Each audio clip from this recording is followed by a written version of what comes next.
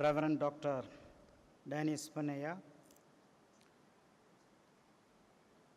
Reverend Father Jayapati Francis, Reverend Dr. Andrew Principal, Reverend Dr. Selvanayakam, Dr. Fatima Vasan,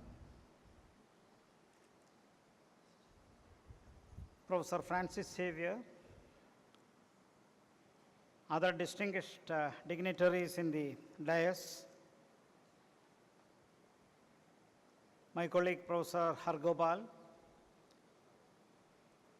faculty members of Loyola College, invited participants, and my dear friends. At the outset, let me share my happiness in participating in this very important national conference on excellence in higher education.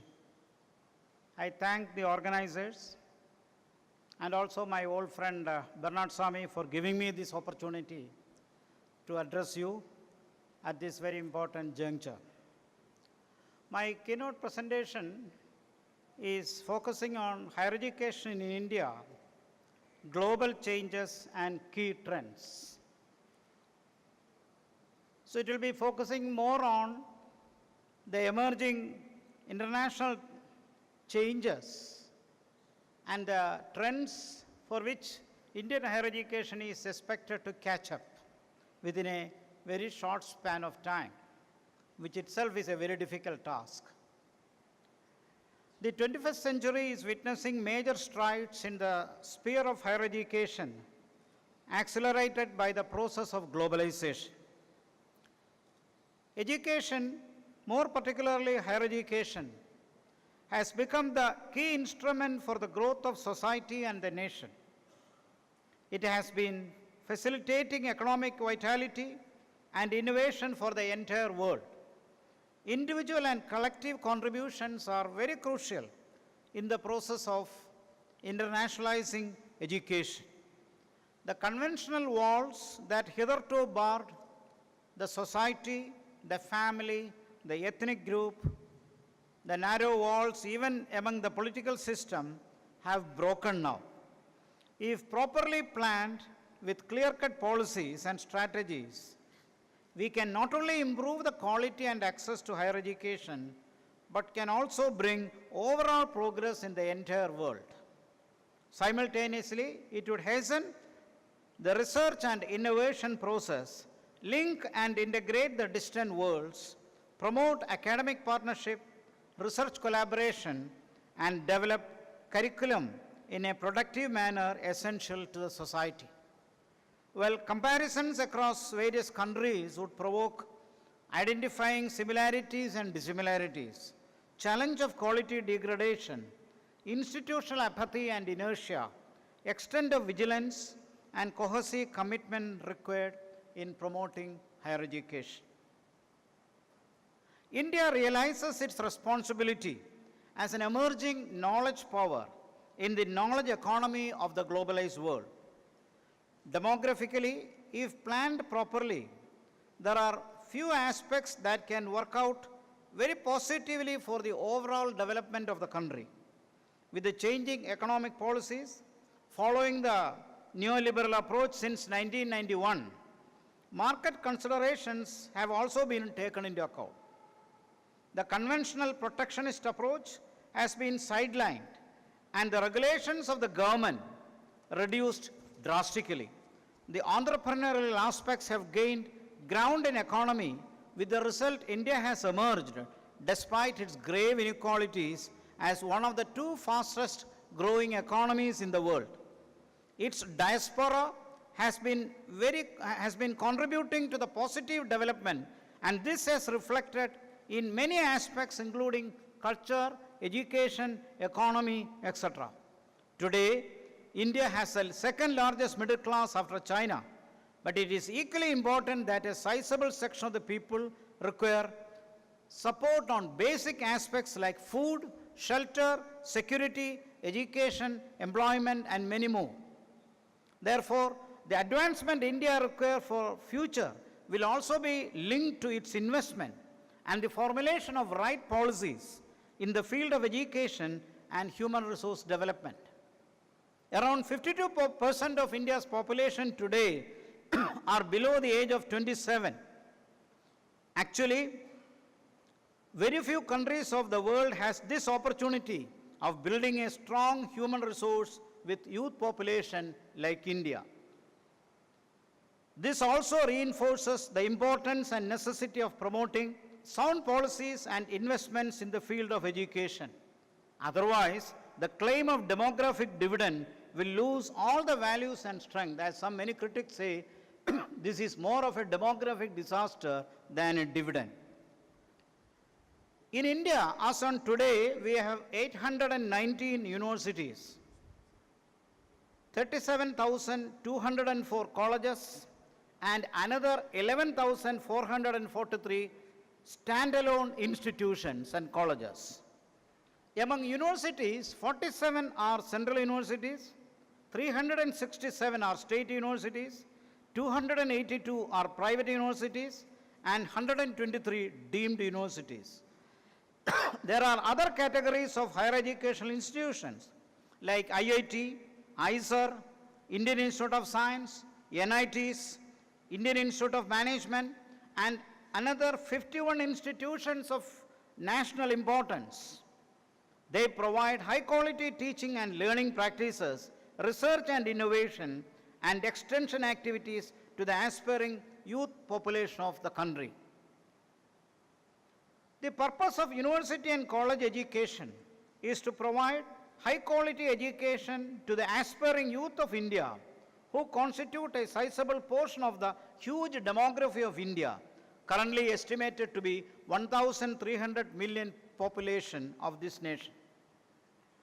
The current gross enrollment ratio is 26%, which is expected to rise to 30% in another 2.5 years, and 40% by 2030. Promoting access, equity, and quality in higher education is a national policy of higher education in contemporary India, where there is a currently huge divide between urban and rural India. Similarly, the GDP share for higher education is very small, less than 3%. Again, the increasing relevance of private sector in education cannot be sidelined. On the whole, the challenges in the educational sector are very huge. Despite the uneven nature and historical limitations and contradictions, higher education in India is in a transitional and reformative stage. India's higher education system is one of the largest but complex systems in the world. As noted, demographically it has a clear advantage with 52% of our 130 crore population seeking education. The current gross enrollment ratio in higher education is actually insufficient to the growth of the nation. The country has initiated series of educational reforms way back with the Radhakrishnan Commission 1948-49, Kothari Commission 64-69, National Policy of Education 1986, Modified National Policy of Education 1992, New Education Policy 2016, yet to be cleared. Despite these efforts, Indian educational system suffers from serious handicaps. These include regional disparities across the country, problems of curriculum development, low infrastructure, outdated methods of teaching, poor quality of teachers, insufficient progress in research and innovation, low student mobility, slow learner training practices, disconnect between industry and academia, curriculum development and employability gaps, gaps between demand and supply, dearth of educational institutions, slow training in skill development, etc.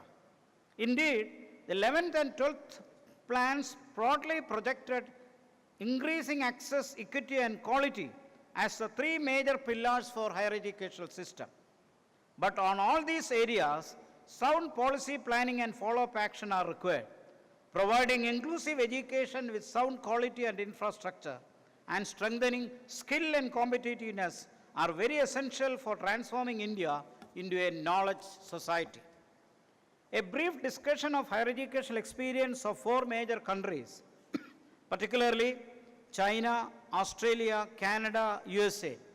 Of course, with India, is significant both in terms of quality upgradation, market needs, and future human resource mobilization. Together, the output of these 5 countries constitute around 75% of the total students aspiring for higher education in the world. Most of the countries of the developed world treat higher education as an industry. This is contrary to Indian and Chinese experience, where the state conventionally considers education as a public good than as a commercial product.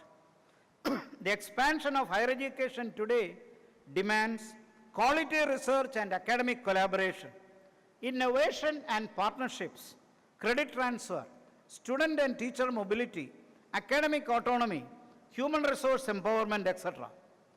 We should help to analyze and explain the structural arrangement of higher education in the contemporary world, how the industrial and service sectors were benefited by the advances made in the sector of higher education, especially through innovation and cutting-edge research.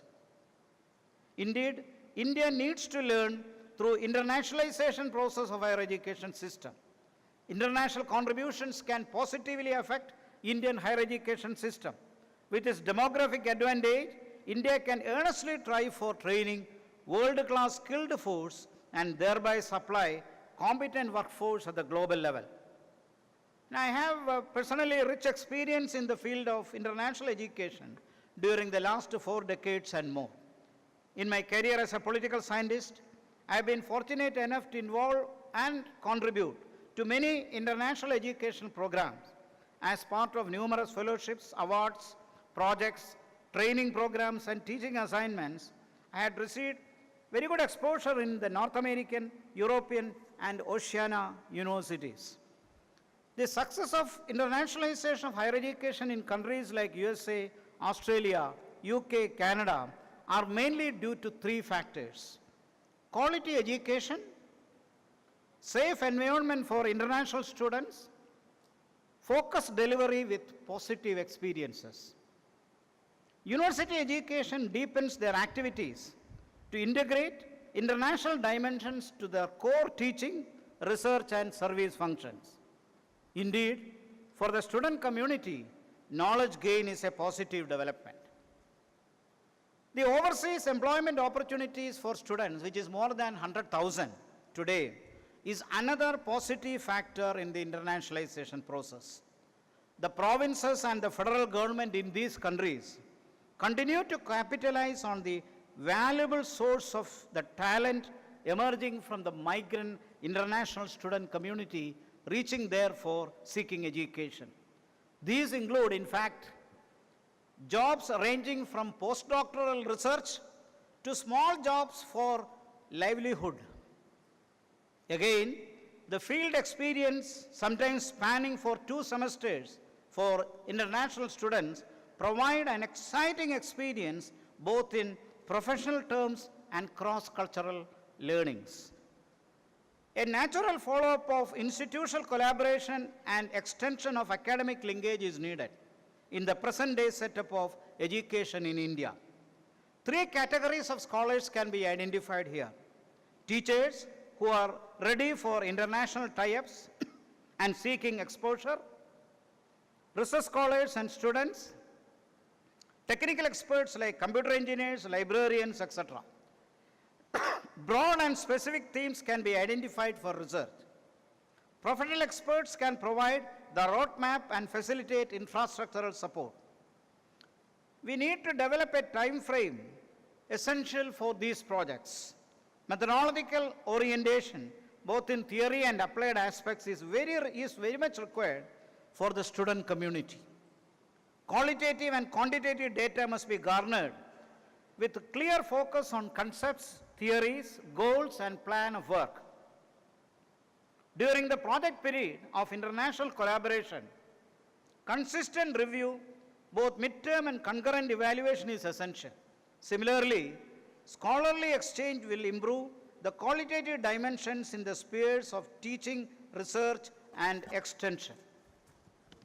Today, we should work for research collaborations tie-up programs, credit transfer for students under and semester system, exchange of teachers, raising of resources and funding possibilities, attracting international students, implementation of MOOCs, massive online open courses, promoting skill education and community colleges, and digital initiatives in the educational system. Institutional partnerships, international collaboration, industry-academia partnerships, internationalization of curricula, and removing the present rigidity, linking life skills and employability, strengthening global research initiative network are other major trends emerging in the landscape of higher education in India. These are all opportunities, not just challenges, for the effective transformation of our country to emerge as a soft power. Learning about the current trends in US, Canadian, and Australian higher education system, how they fared prior to globalization and after globalization, will also help the educational institutions of developing countries. Flexibility rather than imposed regulations is required now for successful educational system, and this has been one major factor in the success story of the American educational system.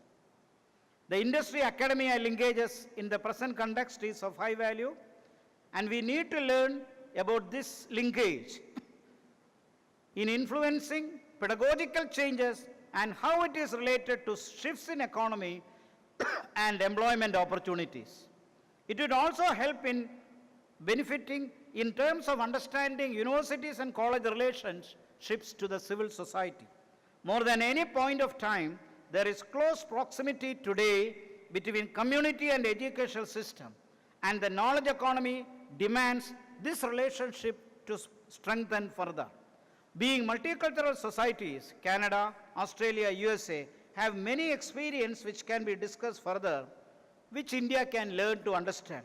How these countries were successful in attracting international students and process through acculturation of the migrant student community successfully is to be studied and estimated. Today, the resource persons for any significant educational program will be a combination of educational administrators, corporate leaders, experts, and scholars. The idea that emerged from this blend would be extremely beneficial to all Indian universities. From the Indian perspective, the importance of sustaining and communicating values to the society with the great tradition of our Gurukula system and employing education as a powerful tool for social development are of great significance. At the same time, a close understanding of the global educational landscape, including aspects governing leadership, pedagogy, technological advancement, etc., is very essential. I often wonder how India grew despite the tremendous challenges and complexities within us.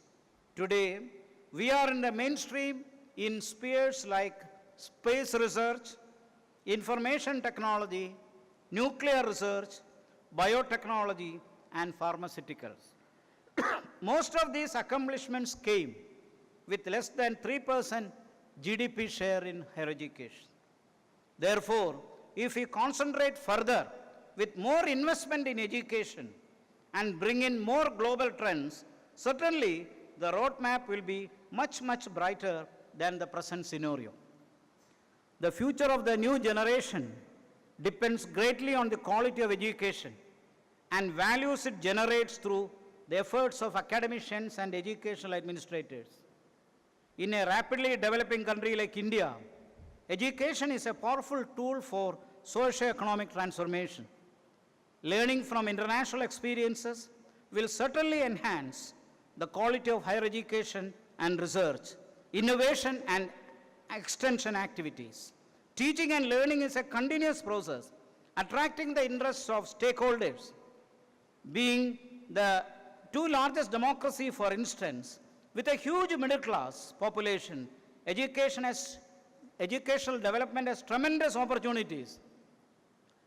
In fact, both in China and India. Even United States can also be compared in this context. Similarly, international exposure to students, however big and small, will transform their outlook and mindset. India can leave and take a lot in this process of internationalization of higher education. While catching up with global changes and key trends, let us also keep up the conventional wisdom and great contributions of India during the past and present era. I bring greetings from the Central University of Kerala. I'm very happy to see that the Loyola College has completed 40 years of autonomy, which is a great achievement. I'm sure that the educational experiences of India, with its uneven character, but yet some of these institutions play like role models, I'm sure will inspire other education institutions also to play a very meaningful role in the decades to come. I wish you all the success and thank you very much.